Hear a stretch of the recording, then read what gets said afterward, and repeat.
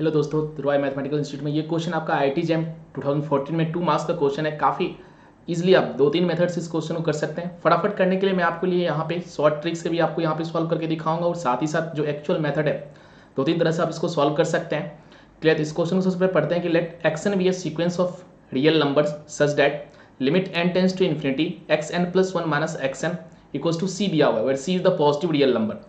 Then the sequence xn upon n, ये sequence xn upon n के बारे में आपको पूछ रहा है, is not bounded, is bounded but not convergent, converges to c and converges to 0। इसमें से क्या हो सकता है? तो मेथड 1 के लिए आप यहाँ पे फटाफट अगर एग्जाम हॉल में हैं तो ऑब्जेक्टिव अप्रोच के लिए काफी बेस्ट रहेगा कि अगर यहाँ पे पर्टिकुलर एग्जाम्पल आप सिलेक्ट कर लें कि मान लिया कि लेट अस एज्यूम कि यहाँ पे हमारा xn जो है वो सीक्वेंस n इस तरह से ऑपरेट हो रहा है कि xn को हमने n की तरह से ले लिया। अब xn क्या हो जाएगा? फर्स्ट टाइम इसको 1 2 3 एंड सो ऑन। अगर आप देखिए तो गिवन रिलेशन हमारे पास क्या है, क्लियर है ना, कि limit n tends to infinity xn + 1 - xn, ये क्या है? c है। तो क्लियरली ये जो आपने xn सेलेक्ट किया है ये इसको सेटिस्फाई कर रहा है। क्लियरली आपको दिख रहा है कि c ऑलवेज आपको सेम कांस्टेंट नंबर आएगा, है ना, n + 1 माइनस इस तरह से करेंगे तो ऑलवेज आपके पास 1 ही आएगा, है कि नहीं, यहाँ पे इसके अकॉर्डिंग। तो अगर आप ध्यान से देखें, अब हमें पूछ क्या रहा है कि हमारे पास तो कमेंट इस पे करना है कि इस xn अपॉन n का क्या होगा। तो जैसे ये xn अगर आपने n ले लिया तो ये हमारा क्या हो जाएगा? सिंपली 1। इस तरह सीक्वेंस बन गया 1 1 1। तो ये ऑलवेज आपका 1 पे कांस्टेंट सीक्वेंस आ गया, 1 पे कन्वर्ज करेगा। और क्लियरली आपको दिख रहा है कि सीक्वेंस 1 कांस्टेंट सीक्वेंस है जो कि बाउंडेड है। तो आप ऑप्शन डिस्कार्ड कर सकते हैं। इसने क्या बोला? इज नॉट बाउंडेड, तो ये डिस्कार्ड हो गया। Is bounded but not convergent, तो ये भी डिस्कार्ड हो गया। जबकि ये अगर आपने xn = n लिया तो ये सीक्वेंस आपके पास कांस्टेंट सीक्वेंस आ रहा है जो कि 1 पे कन्वर्ज कर रहा है, तो ये भी डिस्कार्ड हो गया। कन्वर्जेस टू 0, तो ये भी डिस्कार्ड हो गया, 0 पे तो कन्वर्ज करने रहा है, ये तो 1 1 कांस्टेंट सीक्वेंस है जो कि 1 पे ही कन्वर्ज कर रहा है। तो अगर आपका क्वेश्चन सही है, एग्जाम में अगर आप हैं तो फटाफट आपको चेक करने की जरूरत नहीं है, ये सी ऑप्शन बिल्कुल एक ऑप्शन तो करेक्ट होगा ही होगा, क्योंकि 3 ऑप्शन को ऑलरेडी आपने डिस्कार्ड कर दिए हैं। तो इस तरह से ऑप्शन सी हमारा करेक्ट हो जाएगा। और क्लियरली आपको दिख भी रहा है कि 1 पे कन्वर्ज भी कर रहा है।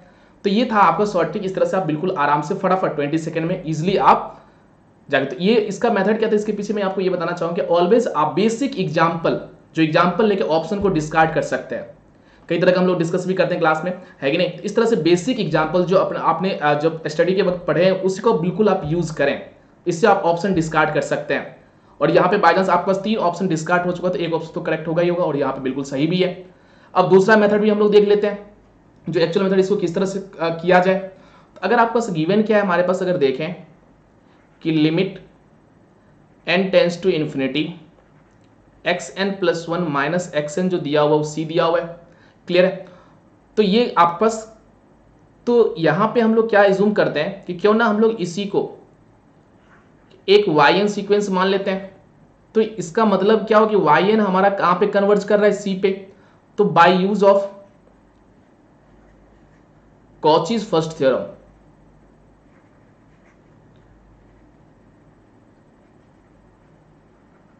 तो कॉचीज फर्स्ट थ्योरम हमारा क्या बोलता है कि अगर आपका कोई सीक्वेंस yn अगर c पे कन्वर्ज कर रहा है, दैट मीन्स आपके पास y1 + y2 and so on yn upon n जो होगा ये भी आपका c पे ही कन्वर्ज करेगा बाय कॉचीज फर्स्ट थ्योरम।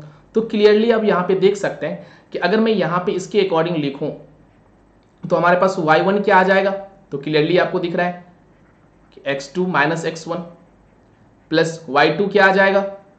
तो x3 - x2, y3 क्या आ जाएगा? x4 - x3 and so on. तो yn तो ऑलरेडी हमारे पास गिवन ही है, तो xn + 1 - xn divided by n,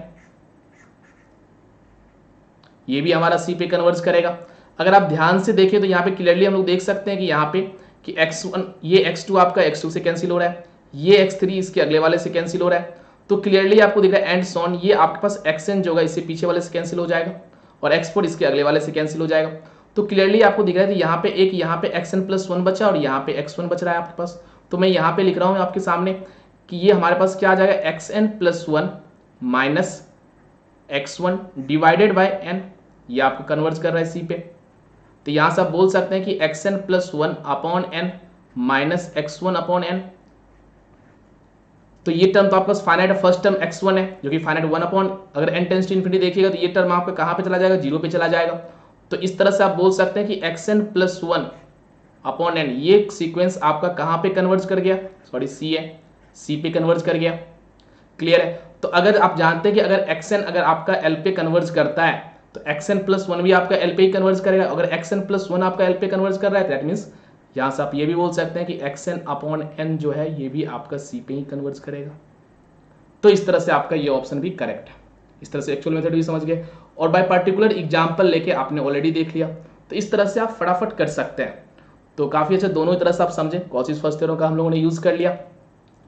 clear है। तो आप लोग मेरे इस टेलीग्राम चैनल, व्हाट्सअप ग्रुप जो स्टूडेंट्स का ग्रुप है इसमें भी ज्वाइन कर सकते हैं। डिस्क्रिप्शन में आपको इसका लिंक मिल जाएगा और सब्सक्राइब जरूर करें। काफ़ी अपकमिंग काफ़ी सारे वीडियो आपको दिखेंगे तो काफ़ी हेल्प रहेगा आपको JAM 2021 के लिए।